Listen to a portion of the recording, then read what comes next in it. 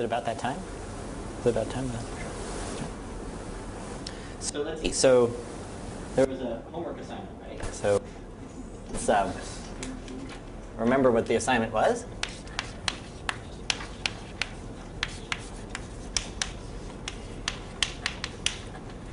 So again, to say the setup, you have some sort of map.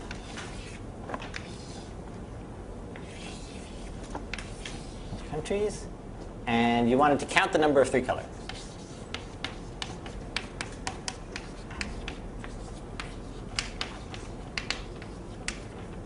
Of the map, and you wanted to describe a tensor network that counted the number of 3 colors. So somebody want to share something with me?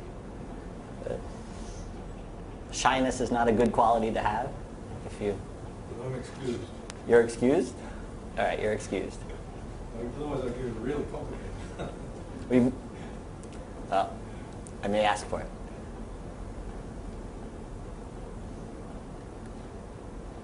Should I just leave for a couple minutes and come back? Is that what I should do? I don't think we can do it. I don't know. Give us a hint. 3. Okay, yeah. So you want. Okay, so yeah. So let's try to give a few hints, right? So 3 colorings. Chances are you wouldn't need k any bigger than 3, right? So I'll assert that as a fact that k equals 3 should do you. Though there is another way to do it where you can put k to be 6, I think. I'll show you that one too. Okay, so remember what the deal was with the first case, right? The first one was there was something about the tensors are encoding some local rule, right? That's what they can be used to do, right? So as soon as you can describe, or the setup would be try to describe a 3 coloring by making local checks. If you can make local checks, and if all the checks succeed, then it's a 3 coloring, and if any of the checks don't succeed, it's not a 3 coloring. That's a good way to design a tensor network for this. Because that way you could encode each of those checks somehow in an actual tensor. So, all right, you don't need to have thought about this problem up until this very minute, right? So, how do you check locally in words a map about whether it's 3 colored or not? What do you do? Which region checks its neighbors? Okay, so one way would be each of the regions, right? Has a color associated to it. And then it wants to check that any of its neighbors don't have the same color. Right? Okay. So that's one way. Can somebody describe another way?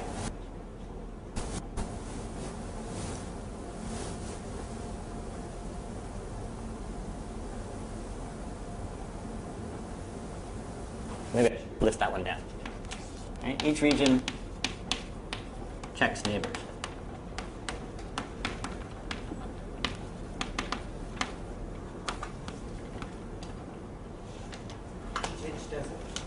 Okay, each edge, right? Each boundary, each edge checks whether the 2 sides on either side of it are different, right? That if as long as I go on each edge and I make sure the edge only has 2 neighbors.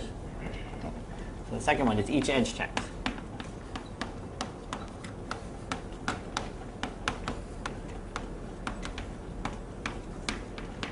There's a third one.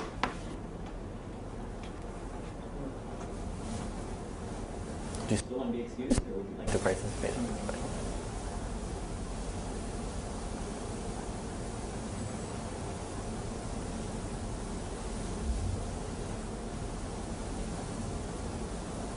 So I guess each multiple point check will go around. Right. So it just occurred to me maybe that's not quite sufficient, but let's see. So if you take each vertex where things meet, you could check around to make sure that things locally don't change, right? So you could sort of each vertex. So the question is, I guess we'll assume that there are no countries that are locked in by other countries. But if we were to do this one, we'd have to somehow add something for this picture. Will 3 do anything more than 1 and 2? What's that? Will 3 do anything more than 1 and 2? None of them will do anything more than, so each of these by themselves are fine. Right? Each of these checks, just as a single check, will count 3 colorings. This one, if you just make the regional check, that's fine. If you just make the edge check, that's fine. And if you just make the vertex check, that's fine as long as you don't have pictures like this. If you have pictures like this, you're going to have to create artificially an extra vertex. Okay, but so let's now design the tensor network for, I don't know, maybe all of them, maybe one of them, I don't know. So let's try to figure out what would happen for, see how we would do it for each region checking. Right? So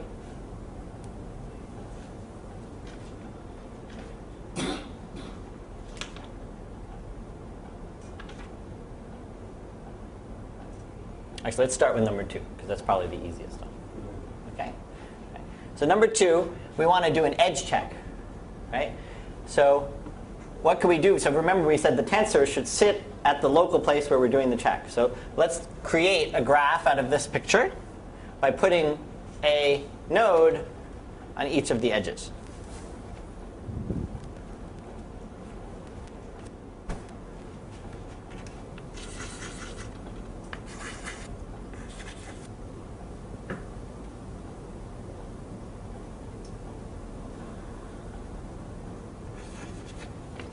I've become victim of my own enthusiasm in drawing a picture. But all right, so we'll just do this.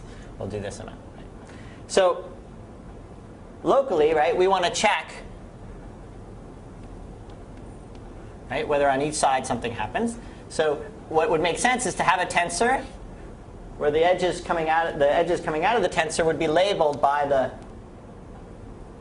color of the country that was in them. Right? That's what we would label. But to do that, we want some sort of consistency, right? And what's the consistency that we would like? Is we want to make sure that whatever we're saying is the coloring of this region when we're talking about this node, we want to say it's the same as the coloring of this region for that node. Right? And so what does that tell us? It tells us that we should plop a second node, right, in the middle of every state or country or whatever we're calling it. What color did I use? I just used blue, so pink.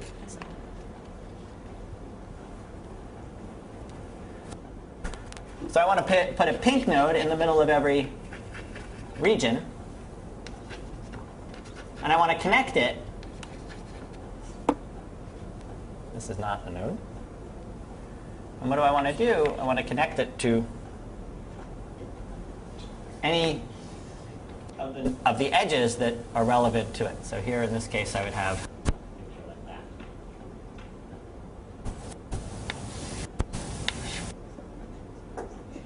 And I guess there should be some more edges out here, but I won't draw them. Okay. And now let me tell you, so now let's figure out so I think we now have basically the structure pretty much okay. Now the blue nodes, right, they all have exactly 2 edges coming out of them.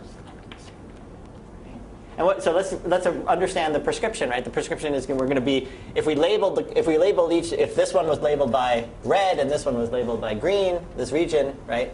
Then we would any edge that sits inside that region, we think of that as having on it the color associated to it. So the colors are 0. Let's call the colors 1, 2, and 3. Right? So the blue is checking for what? It's checking to make sure what happens. The 2 are distinct, right? So the blue should be 0. It should fail, right? It fails to be a map if the 2 edges are the 2 neighboring regions are the same, right? So if I equals j and 1 otherwise, which means different. Okay, I not equal. Okay, that's good. Now what does the pink have to do? Well, the pink has to ensure that you're not cheating, right? The pink has to ensure that, yeah, you don't tell this guy that you labeled the map something and this guy that you labeled the same piece of the map the other thing. So the pink is a and the pink, whereas the blue is a 2-noded tensor, the pink can have any number of nodes depending on how many edges are out to its side. But we want to define it to be 1. Let's see, I1, I2, I3, I4, I5, etc. If, well, we want to make sure it's labeled consistently, which means all the i's are the same. And 0 otherwise. Okay? And if I do those two things, this tensor network, remember what it is? It's the sum of over all possible labelings of the product of the nodes, right? So I throw out a possible labeling. And if these two, it's only going to be one if it's one here and one here. That's that contribution. And if it's one here and one there, right? That represents actually a valid coloring of the map by just using, because it's ensured that all the edges are colored by the same thing that's inside a region, and it's ensured that the different regions are different. So now the coloring comes by just, if this was an edge labeled by 2, then we should color this region by 2. OK. Good. Did you have a more complicated one? What's it? There are lots of them. Is there one worth? As soon as you go to the typically lead thing, any representation of typically lead will give you the chromatic polynomial, and then you can. OK, that is more. OK. Any others that are? So I guess so we could just take a look at this one because it's sort of more. It's interesting in its own right. OK. Essentially, what we just described, that each region checks its neighbors, we did just manage to implement in this way. There's another way to implement that same. Actually, let's do the each region checks its neighbors in a different way. Okay. So let me draw the picture again, or a picture of a map. Perhaps we're spending too long on this, but it's worth it just because it's interesting. OK, so the idea now is we're going to say each region checks its neighbors, right? So we're going to put nodes in the middle of the regions. And we're going to try to sort of figure out what that means. Well, we need to connect two nodes that share, any two regions that share a neighbor, we better connect by something, because otherwise we're not going to have them communicating at all about any checking. So let's do that. In this case, looks something like this, the graph.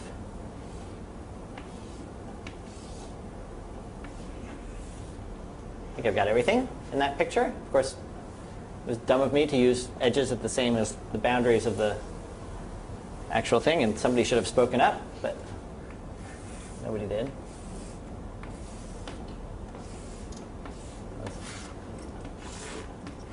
Hopefully this isn't making things worse. OK, so now we have to be a little clever, right? So how are we going to encode in the edges the information that we want so that the nodes, right, will be able to check the right thing? So it seems like, first of all, the edges have to encode what? They have to encode two things, right? The color of its one thing and the color of its other thing. So we need to now sort of put a labeling on here that allows us to do that. What's that? Hence the 6. Well, we may, I guess hence the 9. Yeah, hence the 9. Should be 9. Erase that 6 wherever it is. So what we're going to do is label each edge. Right? We're going to have the k is going to correspond to two labels, color 1 and color 2. Okay. And we're going to have to work a little bit harder. But anyway, so color 1 will represent the color of the one side. Color 2 will represent the color of the other side. Okay. So the first thing so now pink has to check a bunch of things, right? It has to check, right, that any edge has two colors on it,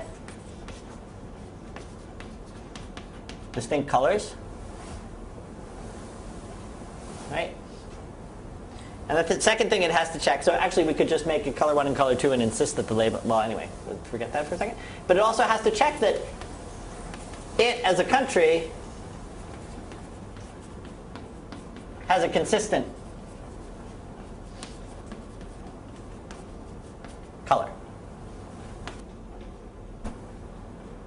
Right? So it contains this, right along this edge contains an information. It contains an information of its color and its neighbors. This one also contains the information of its color and its neighbors. its colors and neighbors. So it has to check that all of its colors are the same. Right? And it has to check that the neighbor's color is different. Right? The consistency of whether the neighbor is being consistently colored is checked by the neighbor's coloring local node. Right? So that is, there's a little bit of a sticking point here, which is, but anyway, so this is what you want it to check. So you want it to be, it's going to be 1 if these two things are satisfied and 0 otherwise. And there's just a little small subtlety, which is I have to tell each tensor, right, whether the label, whether it's the first or the second label that is its color.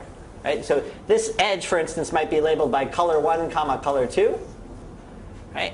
But both of these guys have to interpret that as which one is its color, which one is its neighbor's color. So to do that, you'd actually have to, so the actual pink tensors would be a little bit different, one from the other. Okay? Then in the sense that each pink tensor would come along and say, I want to make sure my color is the same, and there's some assignment that says, I know my color is either the first or the second of the label of each edge. And it may be different for each edge. So another way to sort of say that would be, you could put a directed, to help yourself out, you could make the blue edges directed and say, the first label is supposed to be the one of where the arrow points to, and the second to be the one where the arrow starts from. And then you check that all the ones that are pointing towards you have the same, the one corresponding to the one that is actually yours. But does that make sense? I mean, I'm sort of not going to go through the details. But anyway. And these are two, as you can see, the underlying graph is different. Right? And there are two things. And you can actually see, you can basically see that that one is a decomposition of this one further. Right? So we said, we've got along the edges it and its neighbor, right? But instead of encapsulating both those informations, we can actually check the neighbor section by introducing a new node in the middle. Right? And that'll separately check the neighboring condition. And this node we'll just use to check the consistency of the label of the same thing.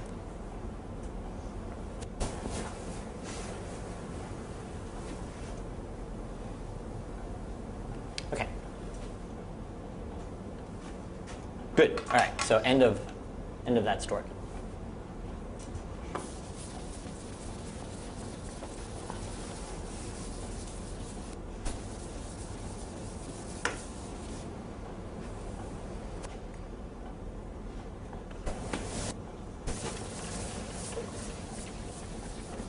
OK, so now we're going to take a break from tensor networks and start talking about planar algebras. And we'll sort of see why, maybe we'll see why tensor network. I tried to do tensor networks first.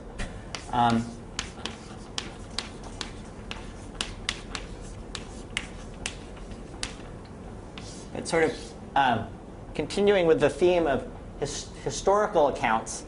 This presentation of planar algebras will be a historical snapshot of not 15 years worth of thought about this stuff, but more like 3 or 4 years of thought, which was sort of how, in some sense, how they were originally thought about.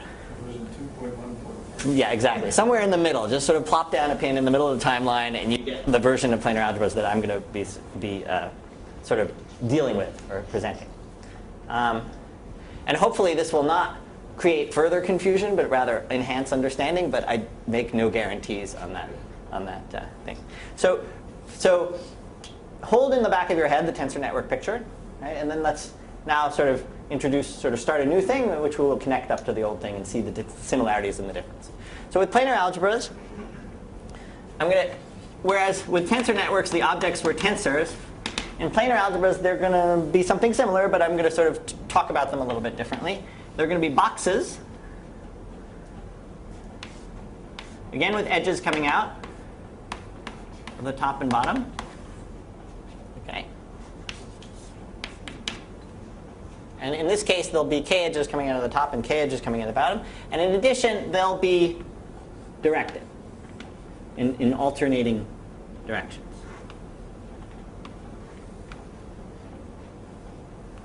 Okay. And the boxes will always sort of, in addition to the boxes, we'll have distinguished a top from a bottom. Okay, so they'll have a, which will I guess be that there's only two choices of them. They could, well, all right, we'll somehow indicate the top and the top by, I guess the equivalent of what would be in Vaughn's language putting a $sign, in previous languages putting a star, and I guess for the moment let me just sort of single out the top left corner by shading in a little bit of the corner. It's all the same. So again, how does this differ? So I could imagine just sort of shrinking that box up into a point and thinking of strings coming out of it, and then it looks a lot like the old tensors. But how is it different? Well, first of all, they're all of even degree. And the second is the orientation of edges.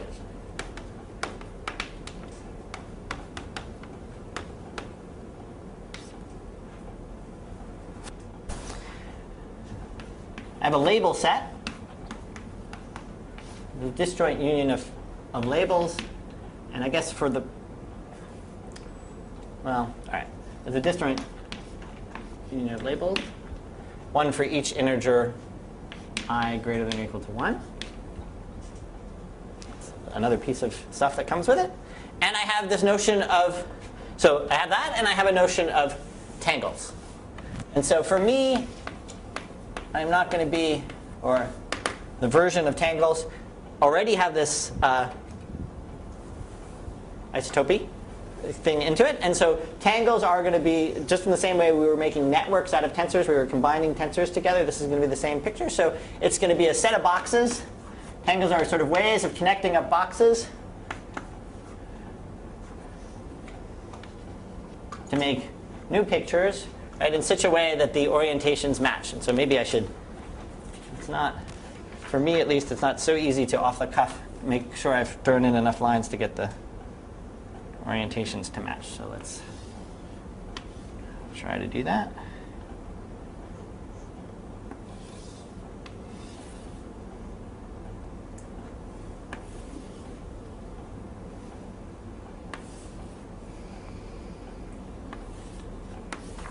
Trying to draw a sufficiently simple but complicated enough picture so that most of the things that you might want to see or wonder about are there.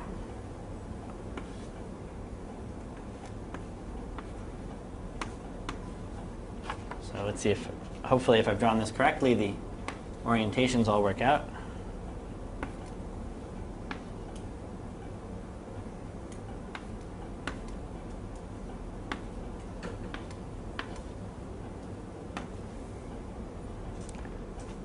Right, so this is an example of a tangle. Right, what are its elements? A 3-box. A is, so I should say, suddenly there was a label that appeared inside the boxes. So A is going to be an element of this labeling set L3, part of L. So is C. And B will be an element of the labeling set indexed by 2. And so the 3 and the 2 index sort of describes which the size of the boxes. So I guess I should say that this is going to be called a K box.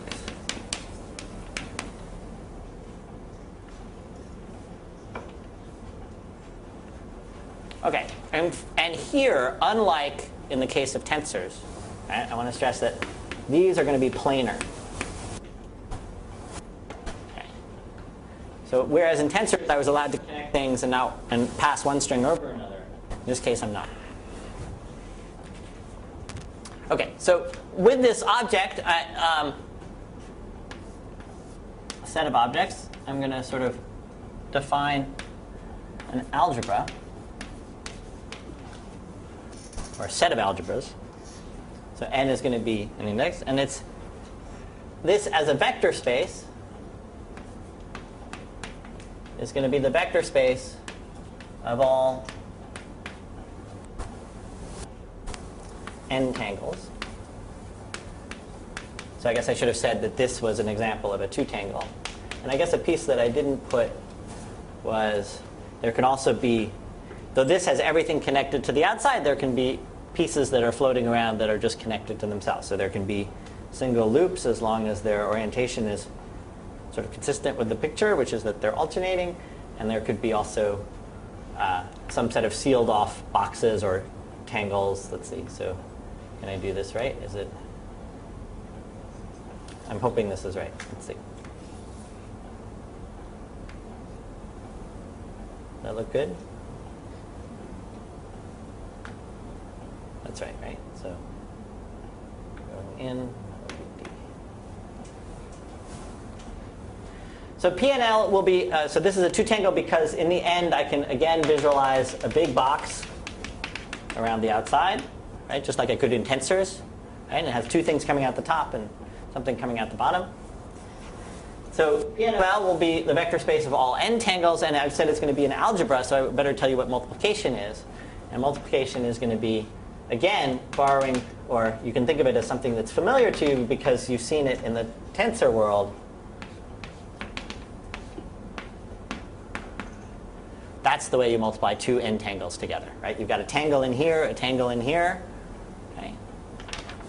Together. So this is, I can, okay? And I extend by linearity. Okay? How do you add two tangles? So it's a vector space with a basis being all n tangles, and then it's a linear vector space to spanned by those things. Vector space spanned by.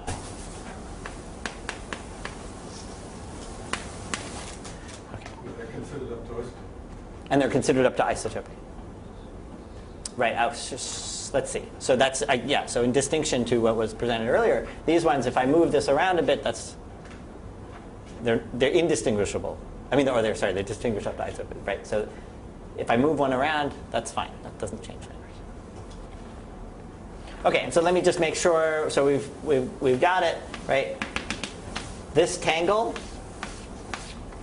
is the identity.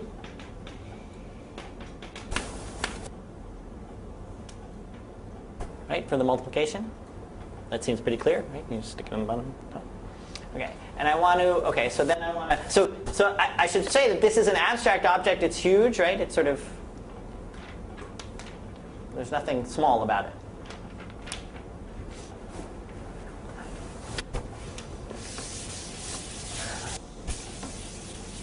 And then, as a sequence of algebras, or as a set of algebras, there's an inclusion that I want to sort of mention, which is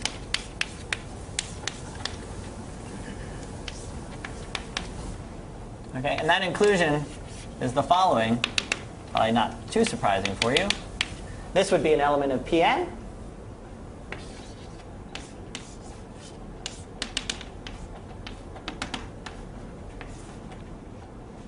Add one more string to the right, straight down. That's an element of Pn plus 1. Okay.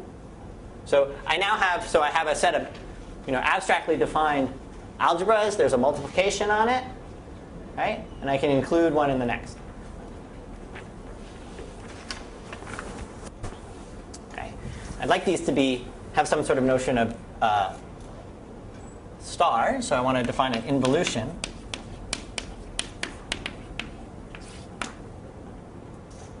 I want more out of them. So now, if I'm going to introduce involution, I'm going to introduce something, and it's a condition on the label set that for every L, there's a map to an L star. It's also in this labeling set of the same. So if L is an LK, then L star is going to be an LK. And now I want to extend that to, I want to extend that to defining an involution over the whole algebra. And so to do that, I should tell you how to involute a tangle.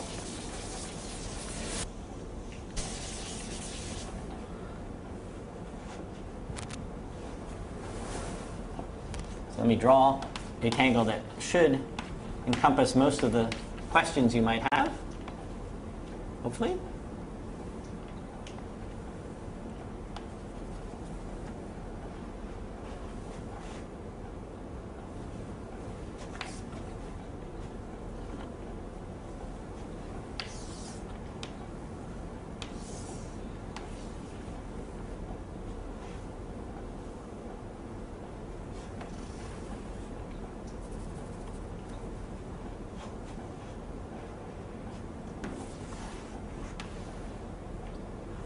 So here's a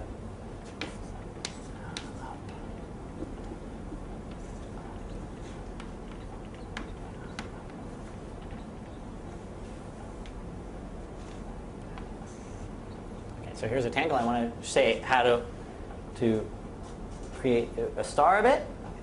And so there's going to be 3 steps. First, I'm going to flip the whole picture horizontally. I'm going to Okay, so let's try our best to do that.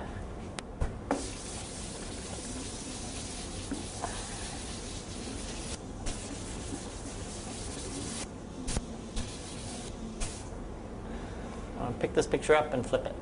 Right? So let's just try to get the pieces right.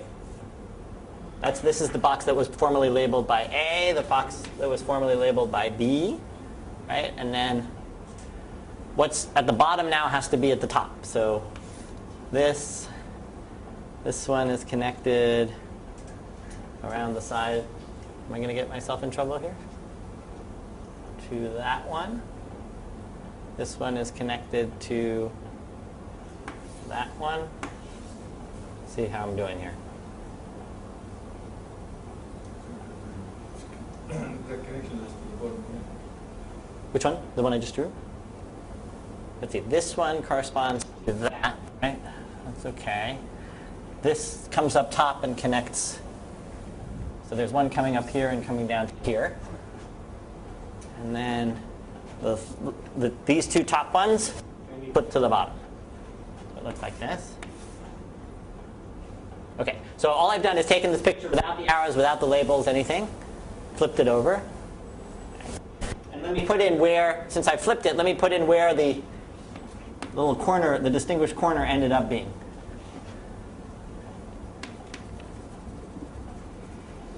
Right? The corners ended up being there. Okay. So that's step one, is the flip. The second is to reorient the boxes. Reorient boxes with now the bottom left goes to the top left.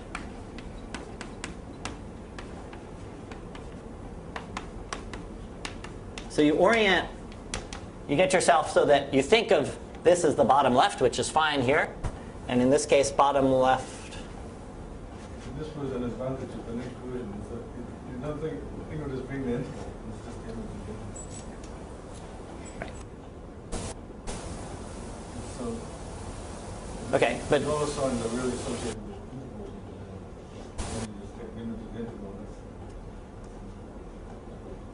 so yeah, so there's definitely there's been progress. But if we continue with this version, then you see it as the bottom left and you change it to the top left. So in this case, that means changing it to up here. Okay. And in this case, it means if we think of it as the bottom left, we have to turn our head this way. And so top left ends up going up here. Okay. And then the third step is to, and I should also say reverse orientation of the strings. So I actually didn't, of each string. So I actually didn't draw the strings in here, but if you, let's just take this one for instance, right? That one came from this one and it was heading into the box. So if I originally did it, I would have had the orientation being into the box. Now the prescription is to turn it facing the other way. And it turns out that this sort of gets everything going the way you want it to go. So you reverse all the orientations. Okay, and the last thing is replace every label. Label L by L star. So in this case, A would be replaced by A star sitting this way. And because the top left ends up over here, I end up drawing B star this way. Okay, so you can sort of see that depending on the orientation of the thing, things, sort of, this is maybe a way to sort of, I picked this picture in a sense because somehow you see what happens depending on things lying on their side or yeah. Okay, anyway, this is just an involution, and for basic picture, if you follow this prescription just for something labeled this way with an A in it, its involution ends up just being this picture with an A star in it. Which is a good thing, because that's sort of, when I'm working with these things, that's sort of how I would like to think of it. Okay. All right, so we have this general set of algebras. We have an involution on them. We have an inclusion from one to the next. And so now let's define a planar algebra my version of, or it's funny, my version meaning the version I'm presenting, which is all versions are due to Vaughan. The general planar algebra to be the union over n of T and of L.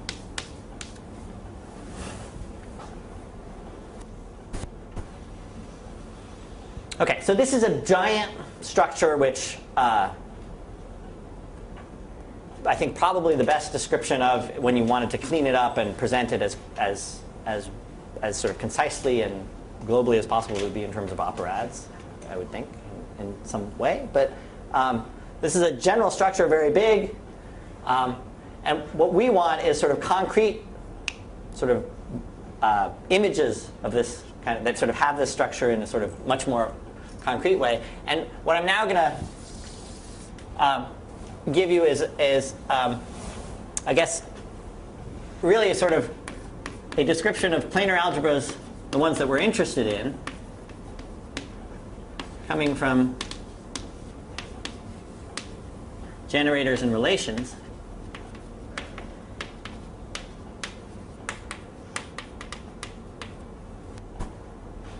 So I'm going to sort of define what that means, and then I'm going to sort of talk a bit. We're going to sort of walk around this set of things in a little bit to see sort of what the pictures have to say about things and around. So let me tell you what planar algebras coming from generators and relations are. Is if you have a subset of P of L, of P of L, and by a subset, remember, these are not just tangles, but they're linear combinations of tangles, right? And the subset is star closed. We can think of this big thing, P of L, and then mod it out by what, basically anything induced by a relation. So let me just try to describe what that means. And so we can describe P of L, and we can mod out. And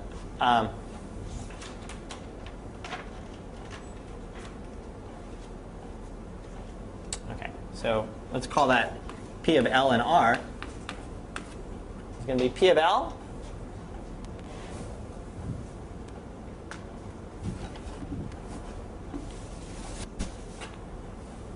and then I want to tell you what you need to mod out by. And you want to mod out by all all tangles, I guess, or linear combinations of tangles. The span of all tangles and linear combination of tangles that contain an element of R in them.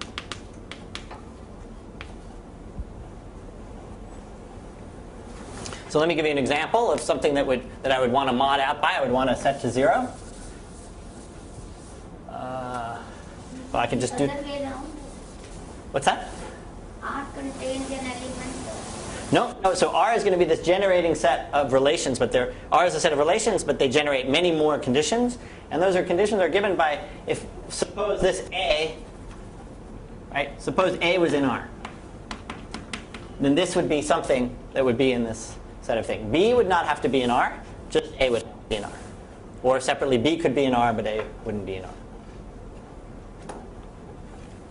You explicitly extended the label sets to be now easy. That's right. So R, I should say R, right, is something in P of L, which is a linear combination of things, right? And so when I put sort of A being an R here, what I think of this inside this thing is a linear combination of tangles, right? And then I sort of extend.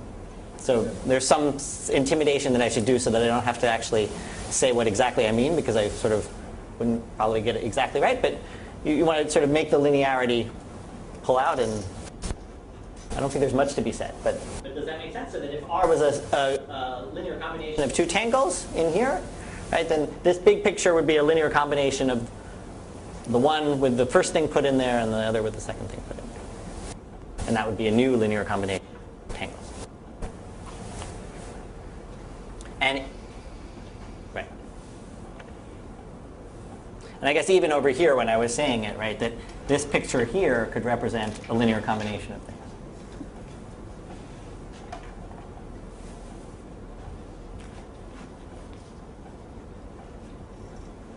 Okay, so PLR is going to be PL mod this stuff, and then PNLR is going to be the set of tangles that are remaining there, the set of tangles that are n tangles, and that are the algebras.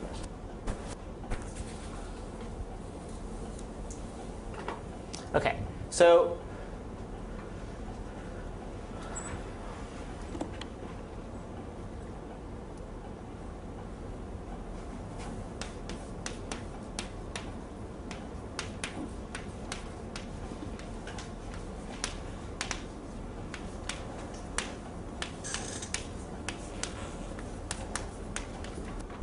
So if for some reason Vaughn hadn't fortunately been here for this whole thing, building things up to planar algebras from subfactors, what I've talked about hasn't mentioned the word subfactor at all, right? But it turns out that the reason I'm sort of working from the back end, right? But the reason that these things then become, or one of the main reasons for them to become incredible importance and interest is that under certain extra conditions, this becomes the finite dimensional data that Vaughn's been talking about describing subfactors. Right? So let me tell you what those extra conditions are, because those are the kinds of so I guess what I want to say with extra conditions,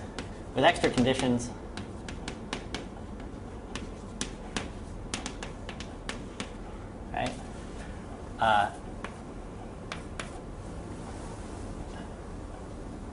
PLR is guaranteed to come from a subfactor.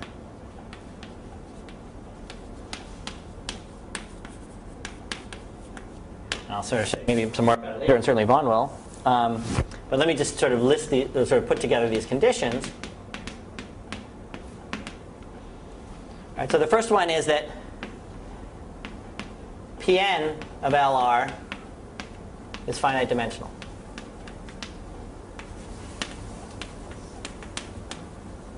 Okay, and that corresponds to, so Pn of LR is going to correspond within subfactors as a post view or preview of the relative commuton n prime intersect mn, or finite index subfactor. Okay, so we want it to be finite dimensional. That's one thing. So a priori, right, with no, if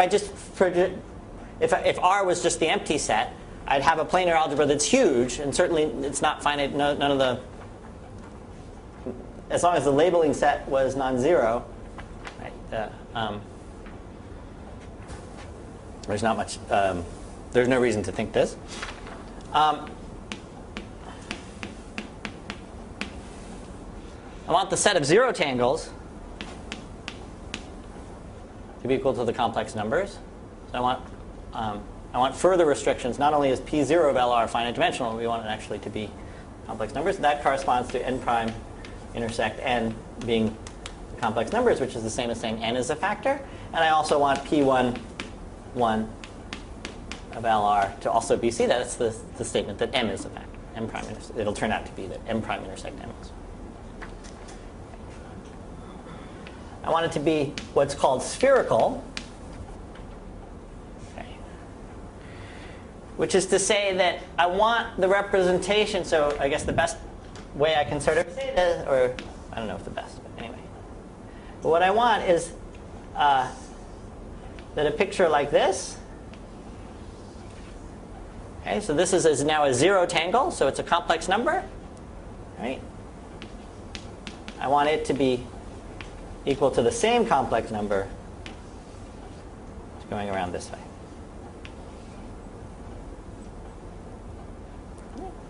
And then the final thing, which is an important one, seem to run out of room,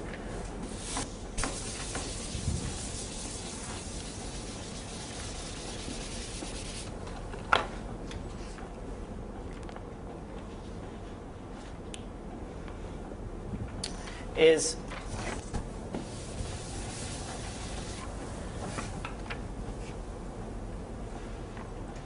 well, is that the trace is positive definite. So I haven't said what the trace is. I will in a minute, but here's one way to say what it means in pictures.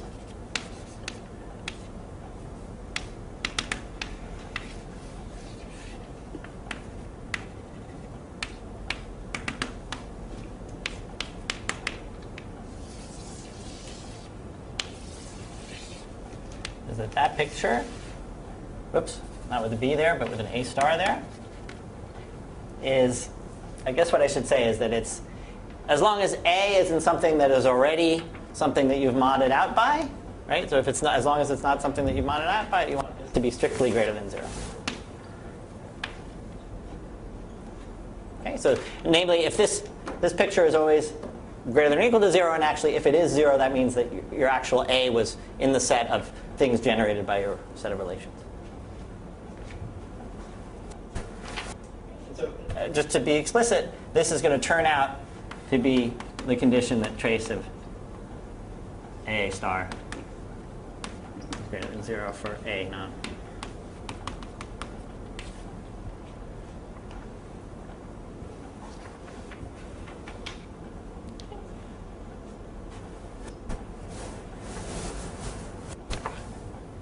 Okay, and so these are the added conditions. And what we're going to embark upon in a minute is trying to come up with sets of relations that create this, or we're sort of going to examine a class of relations that create these conditions. But again, if a planar algebra with these conditions, if you have a hold of one of them, that represents these finite dimensional data that Vaughn has been talking about from a subfactor. So there is a subfactor whose relative commutance is that.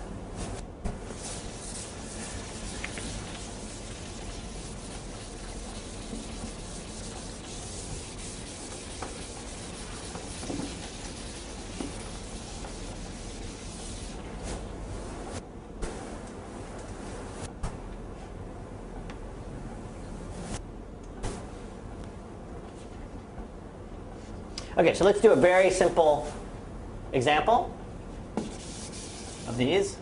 And that's where the label set is going to be empty.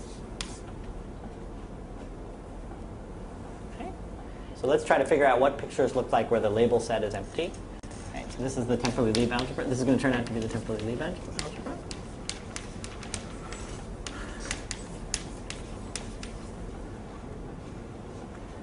So what are the kinds of two boxes that could exist with the labeling set being empty? Well, we need to connect there are two things coming out the top and two things coming out the bottom, and there are really only two possible pictures. There's that picture, and there's that picture. Right? So in this case, P2, right, is sort of two-dimensional. Well, not necessarily, but so there's one other, so then I would also want to say what goes on with a picture like this. Okay. And so if I was to sort of follow this kind of prescription over here, that's a zero tangle, so I want it to be an element of C, so let me sort of define it to be delta.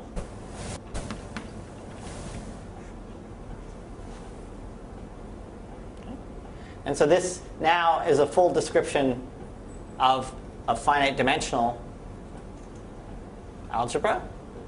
I can do things like multiply pictures together, right? So let's say this picture multiplied by that one. Let's try to figure out what that would be. That's equal to this picture. But this is going to be some delta, right? So I can erase it and replace it by delta. That's going to be delta times this picture. That make sense? It's just given by this stuff. Okay, so a quick look at this would tell you that, and if I make sure that the orientation of the, I should have said this is delta with some orientation on it, but if I make both orientations equal to the same delta, then I've quickly managed to satisfy these three conditions. But the fourth one, not so easy. Trace being positive definite, and there's sort of some nice results about it. It's only certain deltas work, right? That's right, right? Certain deltas delta needs to be, first of all, positive, but then it's a special condition for have delta to create a positive definite setup over here. Otherwise, you can sort of create funny linear combinations of tangles that are actually, this value is actually 0, and you end up with, or negative 0, right? And it collapses everything to nothing. Well, as you define it, the only values for which it's positive are greater or equal to 2. But not all, right? Or Any all. value, yeah. Any value greater than 2. Okay.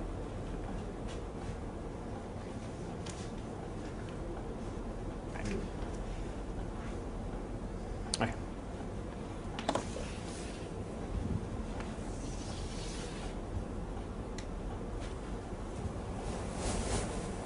And I guess it's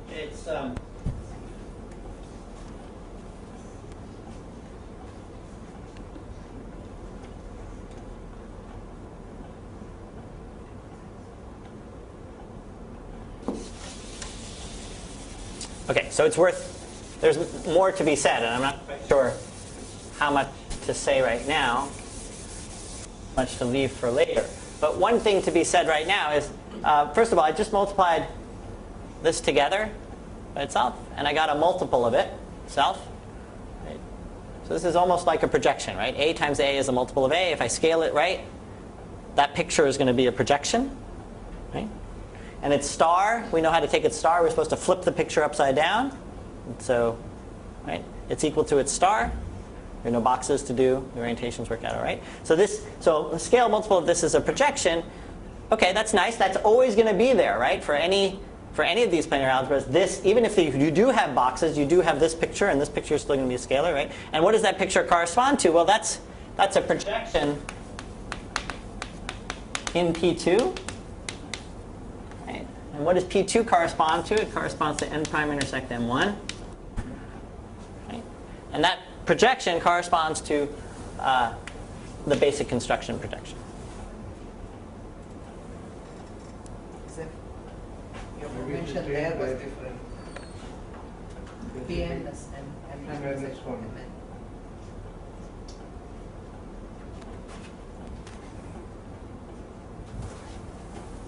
Okay, sorry. N minus 1. Is that what now we're okay, right? Okay, yeah, sorry. The first one is n, the second one is m, third one is, sorry. So m minus 1 is going to be n, and m0 is going to be m. Now we're okay.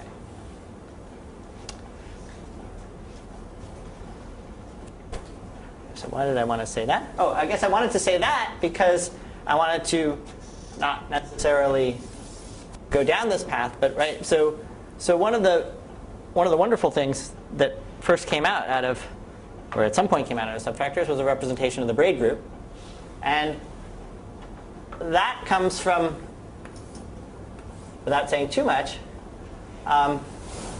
if I have this picture, so I notice that if I take this and I take that, if I multiply these three things together, this, that, and this,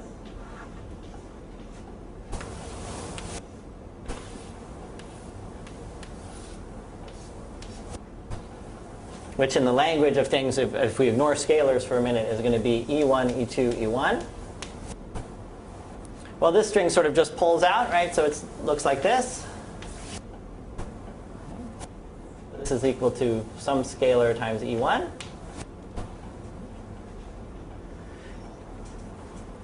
So as far as the version I know, so actually, do you want to just tell the story about how you had these relations and how it led to, from a historical conflict, you should. Oh, you haven't said anything wrong. But do you want to just tell how it sort of, as far as I know, you were sitting in a seminar at some point? Right, and Yeah. I didn't have the pictures for that. Right. So Vaughn was sitting around with these relations involving the e's. And can you please tell the story? Because I'm going to be just checking with you. So, I mean, the interesting thing is probably that, so someone said the braid group, you know, it looks a bit like the braid group relations. And one time I remember someone actually, this guy, a graduate student in Geneva, actually explained the braid group to me afterwards. But several other people have claimed to have also explained to me that this was the break group, and it's possibly quite true, but you're only receptive to certain well-defined moments. And so the one that actually got through to my brain was this particular person, there was a relationship with the break group. So, well, I mean, all it was, it looks a bit like a break group. right. But, and then, will it work? And then I thought, well, maybe to take it seriously, and I thought that, well, maybe you can turn this into something that really is a break group, and a little calculation made it work, and then I went and told people this, and then there was absolutely no interest whatsoever. That's the other thing. We have to. I showed this to everyone who knew anything about breaks. But you have to remember that in those days there was zero interest in representations of the break group, and very little interest in the break group itself. When did that change? That changed about a year later. So as soon as I got the not-pole number, then all of a sudden everything switched around. People got excited about the break group, and then of course it was quantum groups and so on. And formal field theory and everything changed. Okay, so the point being that some linear combination of the identity in E1 is sitting in here as a representation of the braid group, right? So you can use E1 and a linear combination of that with the identity gets you actually the braid relations. And there you can build the Jones polynomial. Okay, that's the end of side note. So let's return. So started out all this stuff with tensor networks, and now sort of inundated you with this version of planar algebra. So let me just kind of stress the why sort of so tensor networks versus planar algebras.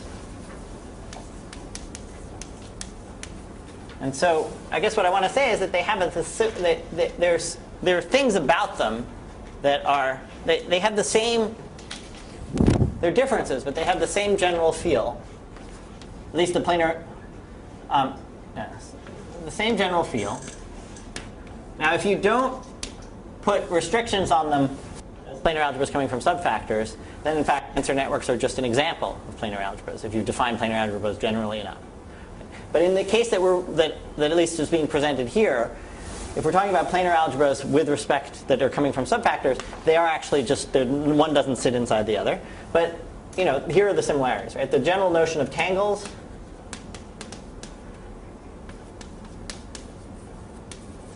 is really the same, and it's sort of helpful. Composition,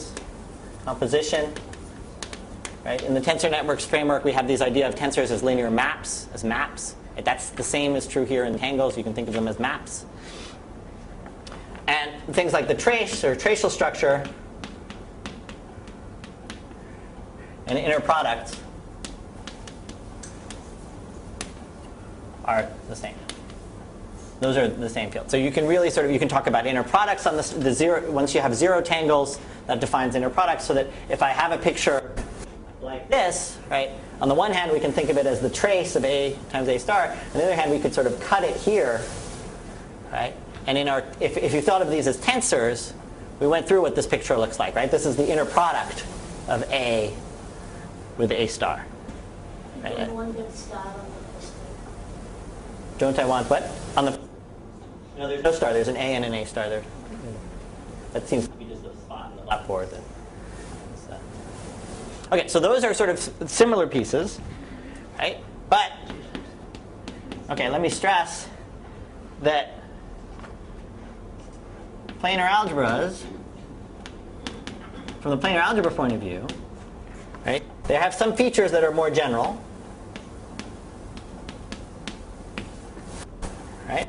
So there's, first of all, they're abstractly defined, right? There's no clear way of evaluating zero tangles. Right? With tensor networks, it was very clear. We summed over. We made some. There's some finite sum, that involved, summing over all the labels of the internal edges of things, right? So this is not clear in the presentation, right? It's sort of there's a set of generators and relations, or however else you want to think of it. And there's no notion of labels of edges.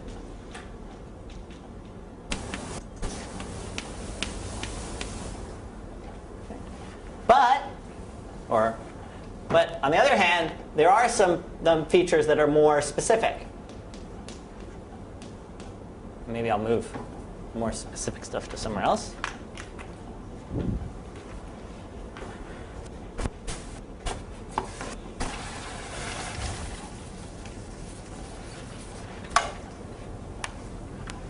So planar algebras are more, in some sense,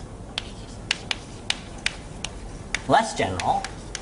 But this is, let me put that in quotes, because it insists on some added conditions, right? So the first, I think the most significant one in terms of sort of really sort of getting at the heart of it is planarity, right? So tensor networks do not require planarity. Planar algebras, it's just a core feature right from the get-go. Right?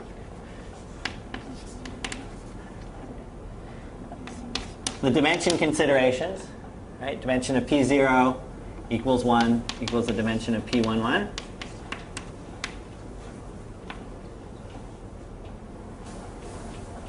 Right. That was not true in the case of tensors, right? You have the dimension associated to the number of labels of the edges.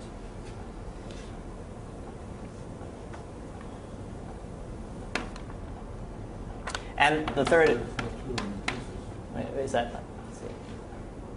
P0 is a completely contracted tensor system. Oh, so it is true.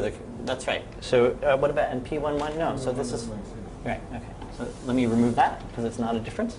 Okay. But the even degree is. Right. So the notion of orientation, the planar algebras are oriented. Right. All their boxes are of even degree, whereas tensors, you could have a 3 tensor. Meaning 3 things coming out. Here, a 3 box means 6 things coming out. 3 on the top and 3 on the bottom.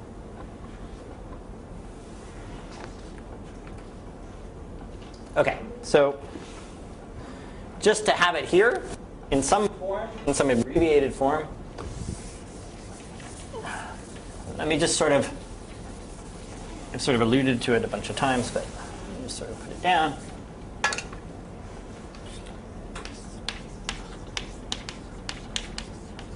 Is the identification of subfactors with planar algebras.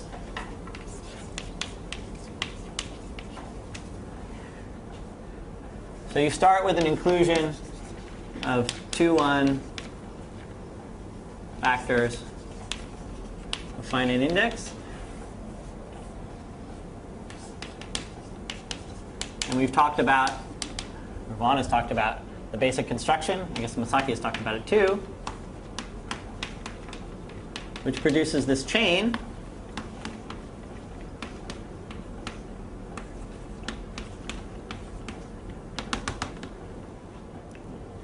And from this chain, you can create this set of finite dimensional data, which is termed the standard invariant, which is, I guess,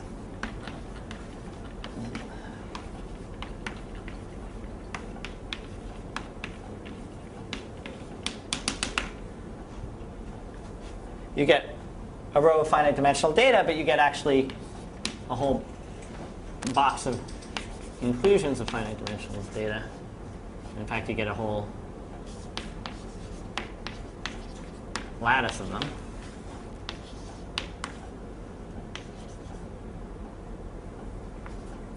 Victim of my own sloppy handwriting.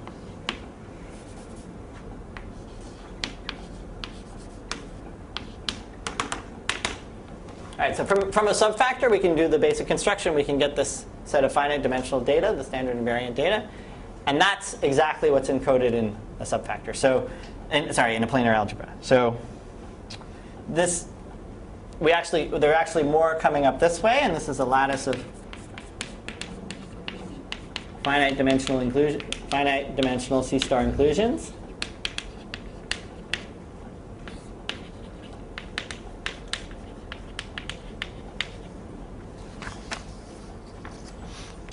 And that corresponds to the planar algebra setup in the sense that this will correspond to P0. Sorry, P0 will be here, P1 will be here, P2 will be here. And then I haven't said what it means, but I'll say in a second. This will be P11. This will be P12. And let me just tell you what I'm calling P1 comma something is going to be all the tangles whose leftmost string is straight. It's just the leftmost string is sort of separated from the rest of them. So P1, right? P1K is going to be the algebra sitting inside P0K that looks like tangles here, but a single strand. It should be a little bit careful with that box, but this is the leftmost strand is straight down. So this is clear. This is clearly a sub. Right? This is a subalgebra of things on all possible things on K strands. I multiply them just when I multiply two of them together, the leftmost strand stays the leftmost strand. This is a subalgebra, and that subalgebra corresponds to this data of the inclusion. Okay, so this is a remarkable. It's a remarkable thing, and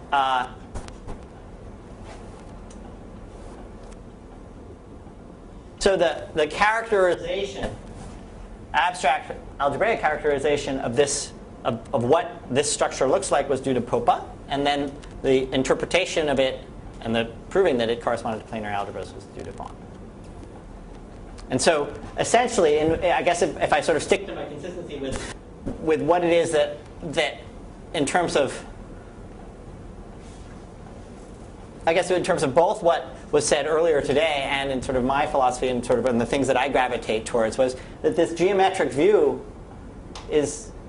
helps with everything, right? And it's sort of vastly different from just a presentation of equations, right? So there was an abstract presentation by Popa that I think worked well for him, perhaps, but was not something one could work with. Right? It's sort of, all right, so there's set of these conditions. There are quite a few of them. They were divided up into categories A, B, C, D, and E. There are a lot of them. But most of them are just beautifully captured by just some simple maneuvers in the plane. So once you sort of stick these pictures in the plane and you get the right formalism for it, everything is sort of just transparent. It all melts away. Right? And in general, that's sort of where the strength of this whole point of view lies, is that when you have what I would say was good notation, meaning these pictures, then really something can be done where things couldn't be done before.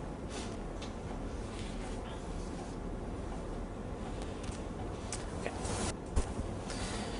All right, so now enough of so let's go back to, so basically what I'm trying to do is present a point of view where hopefully by the time you're through with this, you get a sort of a better working feel for how to use these things, or sort of just some sort of intuition for how to do it. So let's get back to more of the concrete stuff. So I'm going to sort of meander a little bit through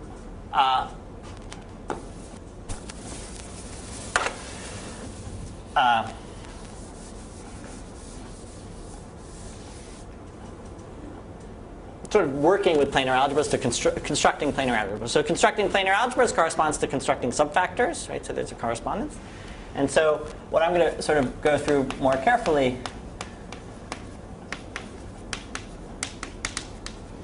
and hopefully, in fact, I won't go through it, but you will go through it, is sort of something called exchange relation subfactors, or planar algebras, I guess.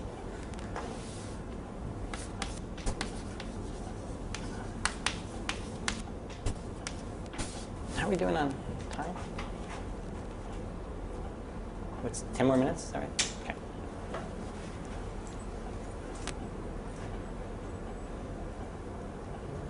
Okay, so let me define. I'm going to define what an exchange relation planar algebra is. And before I do it, I just need to do a little bit of notation. I'm going to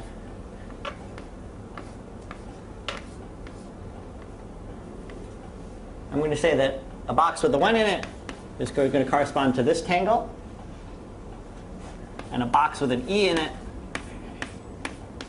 is going to correspond to that table. Okay. And I'm going to also have the convention that if I write a letter with a bar on it, it's the same as thinking of having labeled the box upside down. Okay, so I'm going to sort of stop shading the left-hand corner. If I put a bar on a letter and it's straight up, that means its shading is down here and it's labeled up. So it implies that the shading is down there. Okay, so I'm now going to make a definition. Okay, so R, a subset R inside P of L is an exchange relation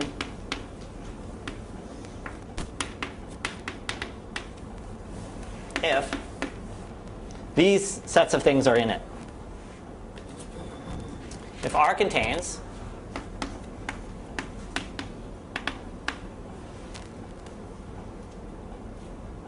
okay, so first I want to say okay, so first I should say that if L actually equals to L2, so there are only two boxes that are labeled. The labeling set is 0 outside of two boxes.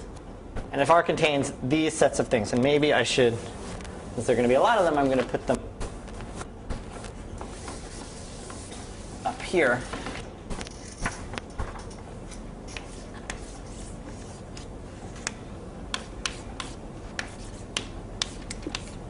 The first is going to be that essentially, if I take a tube box and I loop around the outside, that I get a multiple of the, that's what it's going to turn out to mean, is that I'm going to get a multiple of the identity. So what I want is that the difference between these two is going to be inside the relation. Okay. The second is going to be that if I loop it around the other way,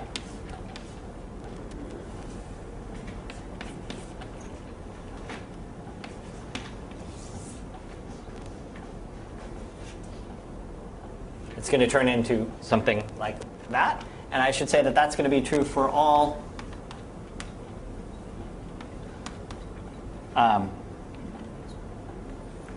A in L2, but also in L2 bar. So these pictures plus the upside down version of these pictures.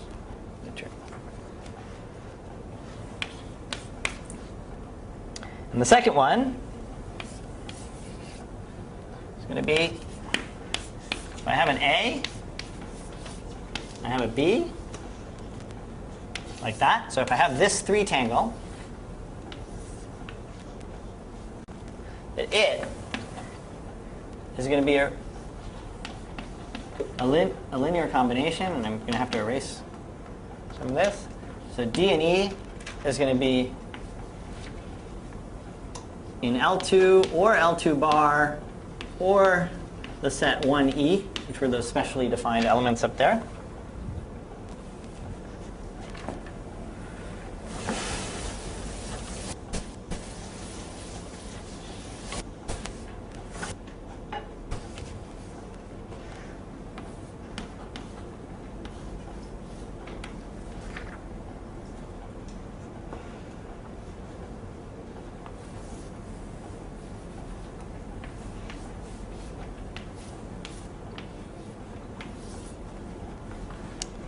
So it's going to be a linear combination of pictures like this.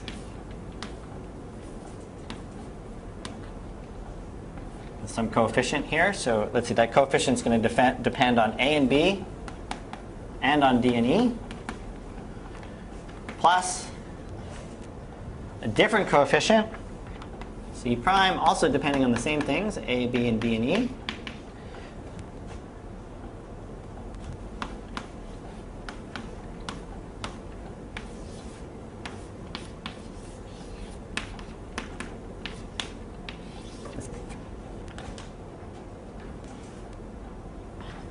So this is a big, giant sum. So I shouldn't have put an equal sign. I should have put a minus sign, technically speaking. Right? So it means to say Okay, so let's just make sure we've understood what this relation is, right? It's a linear combination of tangles. There's this distinguished tangle, free tangle here, which has an A on, for any choice of the label, A, and a choice of a label B. And it's going to be a linear combination of sets of pictures like this with all possible labels in it, plus pictures like this with all possible labels. And now let me tell you just briefly, so quickly, the reason it's called an exchange relation is it was just sort of came out of picture this term not being there. And imagine sort of taking the A and the B and pushing the B past the A, right? That looks like this picture here. Okay, so that's just the terminology if you're trying to remember what's going on, right? It's saying that A and B, you can sort of push it around. Okay. So the definition is, if R contains these relations, then P of LR is called an exchange relation. Planar.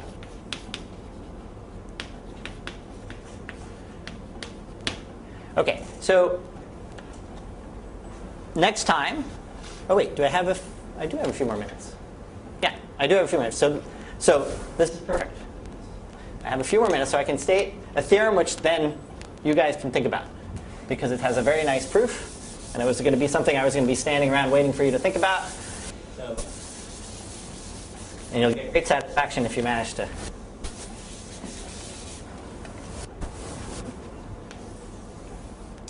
Theorem.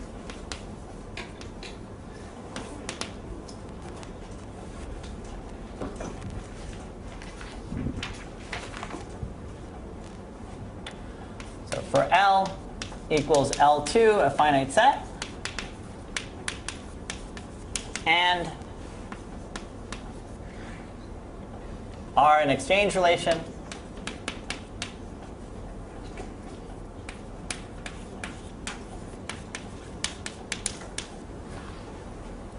the dimension of Pn of Lr is finite. For all n, for all n.